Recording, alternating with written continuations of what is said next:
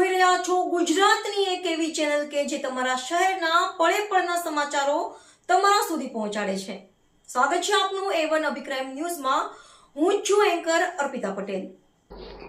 ગાંધીધામના જવાહરનગરમાં જુગાર પર એ ડિવિઝન પોલીસનો દરોડો ₹34,600ના મુદ્દામાલ સાથે 3 જુગારીઓ ઝડપાયા।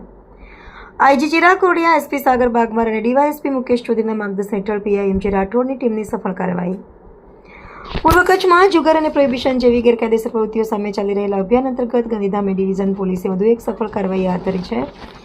પોલીસ મહાનિરીક્ષક ચિરાગ કોડિયા, પૂર્વ કચ્છ પોલીસ અધિક્ષક સાગર બાગમારા તથા નાયબ પોલીસ અધિક્ષક મુકેશ ચૌધરીના માર્ગદર્શન હેઠળ પોલીસ ઇન્સ્પેક્ટર એમ જે રાઠોડના સૂચનાથી સર્વેલન્સ સ્ટાફ પેટ્રોલિંગમાં હતો ત્યારે ખાનગી બાતમીના આધારે જવાહરનગર વિસ્તારમાં દરોડો પાડવામાં આવ્યો હતો।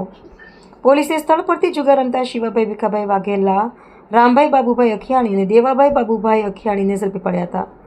પોલીસે આરોપીઓ પાસેથી ₹34,600ની રોકડ રકમ જપ્ત કરવામાં આવ્યા હતા। રિપોર્ટર ભરત ઠાકોર, કચ્છ।